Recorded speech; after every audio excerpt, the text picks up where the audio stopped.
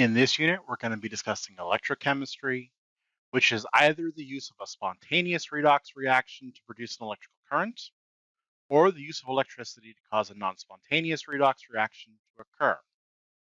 This video will be covering the former through the creation of what's called a voltaic cell. Just as a quick review, a redox reaction involves a transfer between two substances. If we remember our mnemonic oil rig, the oxidation reaction loses electrons, while the reduction reaction gains electrons. In the example on the right, we have a zinc strip placed inside of a copper solution. The zinc metal is losing electrons to become the zinc ions, and those ions fall into solution, while the copper ions in solution gain electrons to become copper metal, which bonds to the surface of the strip. Since this reaction is spontaneous, energy is being released. Now, if we could somehow manage to capture those electrons after they're lost by the zinc, but before they get gained by the copper ions, we can pass them through a wire into an electrical circuit to power some type of device. This is what a voltaic cell is. So in the diagram on the right, we've managed to separate the two half reactions into their own containers. The beaker on the left contains a zinc electrode in a solution of zinc nitrate, while the beaker on the right contains a copper electrode in a solution of copper nitrate. As always, it's important to use always soluble salts in our constructions so that we don't have to worry about any stray precipitation reactions occurring. Since zinc is being oxidized, the zinc atoms in the electrode are losing electrons to form zinc ions, which fall into solution. The electrons travel from the electrode through a wire that's connected to the circuit that we want to power.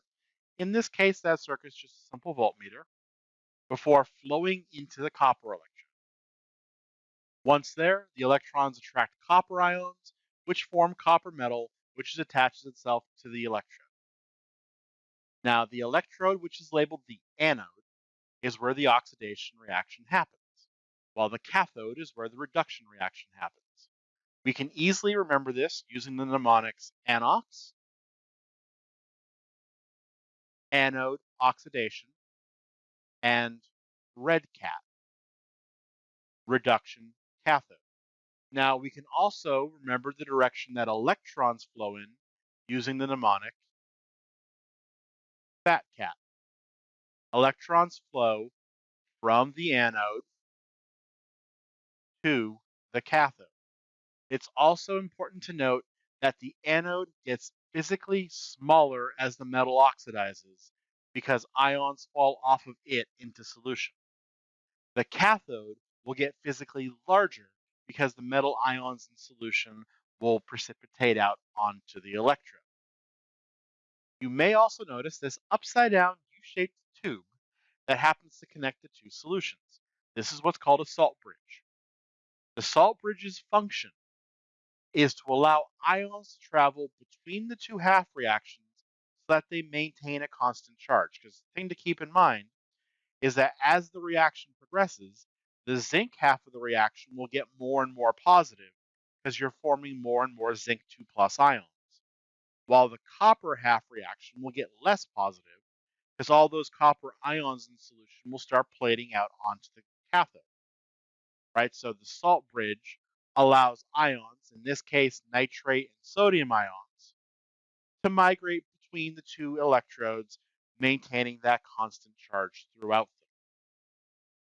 Now, the salt bridge doesn't have to be this U-shaped solution-filled tube.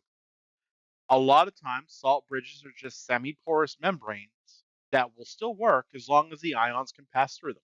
Now that we have our completed voltaic cell, it can be nice to know how much voltage it can actually produce.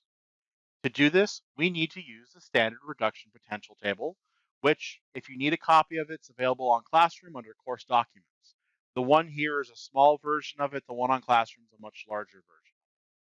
This chart gives the voltages or cell potentials for any reduction half reaction under standard conditions, which are 25 degrees Celsius, all gases at 1 atm, all solutions are 1 molar.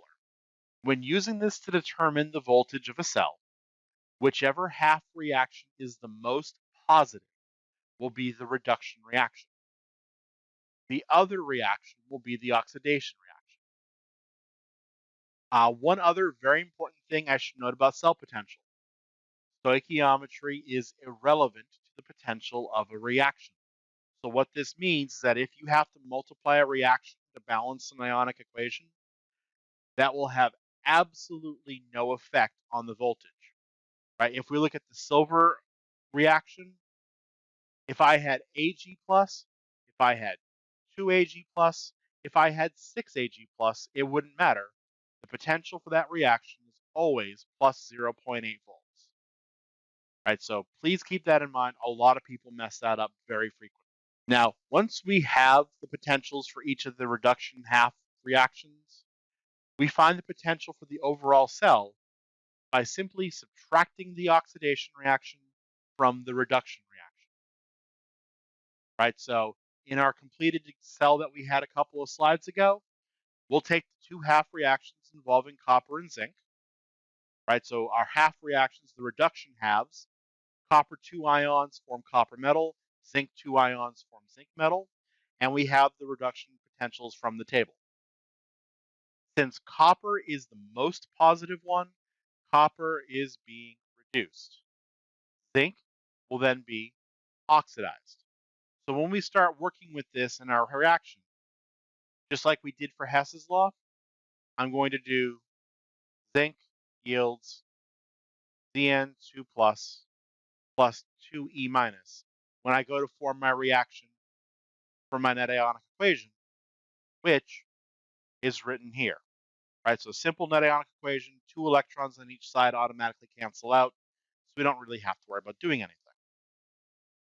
And again, to find the potential, we're going to take the reduction potential of 0.34. We're going to subtract the oxidation potential of negative 0.76 and get positive 1.1 volts, which makes sense because a voltaic cell should have a positive cell potential. Now, another way you can go about doing this if you want to is when you reverse the reaction for the oxidation, you can also reverse the sign of the voltage, just like we did for Hess's law, and then add the two voltages up instead of subtracting. Some people like that manipulation. Some people don't like that manipulation. Use whichever one works for you.